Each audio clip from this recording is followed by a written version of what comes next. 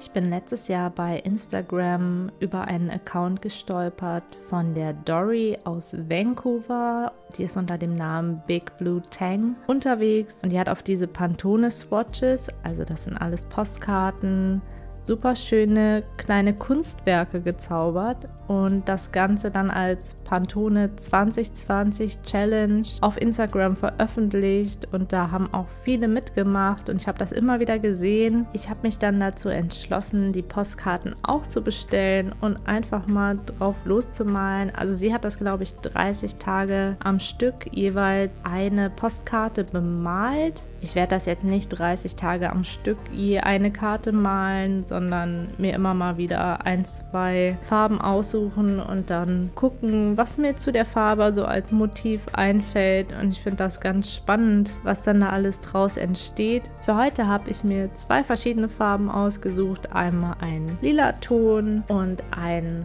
dunkles, ich nenne es mal Ozeanblau. Dann habe ich hier meine Pinsel und ich versuche das Ganze mal mit Gouachefarben. Ich hoffe, die halten, weil die Oberfläche von den Postkarten ist schon ziemlich glatt. Wasserfarben oder Filzstifte würden, glaube ich, nicht so gut drauf halten. Also Farben auf Acrylbasis halten da bestimmt deutlich besser.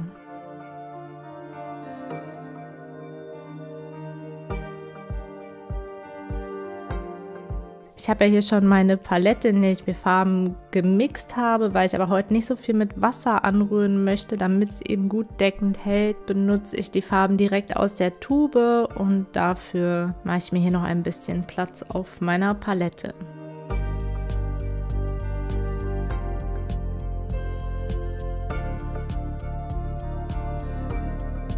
Damit ich wirklich nur auf das Farbfeld male und nicht unten in den Weißraum, klebe ich mir das Ganze hier mit einem Washi-Tape auf meinem Tisch fest. Ich habe jetzt in den Tuben keinen lila Ton, deswegen mische ich mir den selbst aus Blau und Rot und fange da wirklich mit einem dunklen Lila an.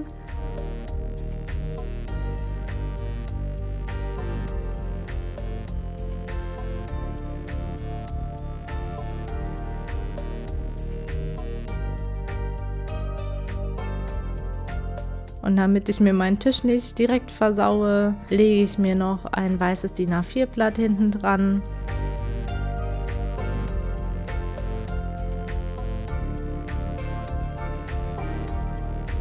Ja, ich muss sagen, man merkt schon, dass die Oberfläche sehr glatt ist, also lässt sich jetzt nicht mit einem normalen Druckerpapier oder Aquarellpapier vergleichen, aber es hält doch besser als gedacht. Aber ihr seht hier, wenn ich den Himmel male und nehme mehr Wasser als Farbe, dann hat man diesen kleinen Abperleffekt und es hält nicht ganz so gut.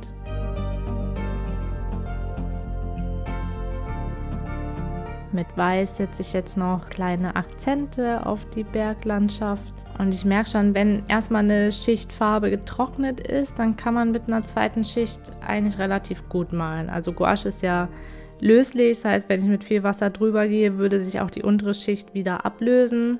Aber wenn man da nicht so viel hin und her malt, hält das echt gut und dadurch lassen sich, wie ihr hier seht, auch mit dem Weiß schöne Verblendungseffekte zaubern.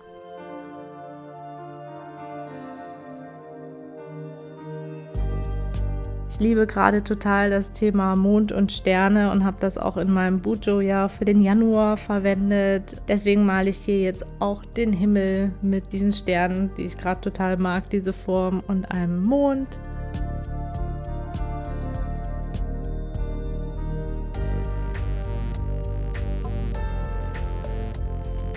Und das ist der wohl schönste Moment, wenn man das Washi-Tape abziehen kann und es ist einfach perfekt und zieht nicht irgendwie Farbe ab und es ist nichts unten drunter durchgelaufen.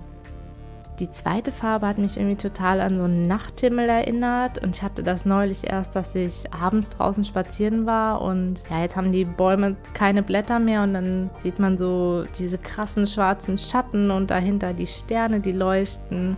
Das wollte ich hier so ein bisschen nachmalen, aber trotzdem haben die Bäume jetzt Blätter und da nehme ich reines Schwarz, damit das noch einen guten Kontrast zu diesem ganz dunklen Türkiston gibt.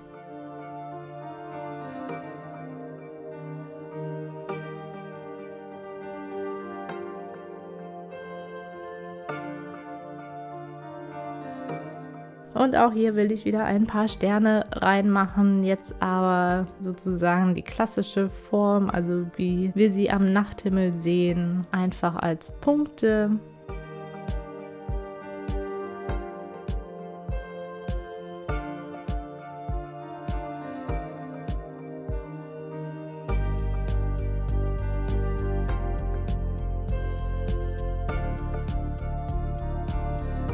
Und jetzt auch hier wieder der allerschönste Moment, das Washi-Tape abziehen. Ja, und auch mit Nummer 2 bin ich richtig zufrieden. Und ja, ich freue mich auf die Pantone Challenge 2021 und bin gespannt, was ich aus den anderen Farben noch so zaubere. Wenn euch das Video gefallen hat, gebt mir gerne einen Daumen hoch und abonniert meinen Kanal, damit ihr auch zukünftig keine Videos von mir verpasst. Bis bald!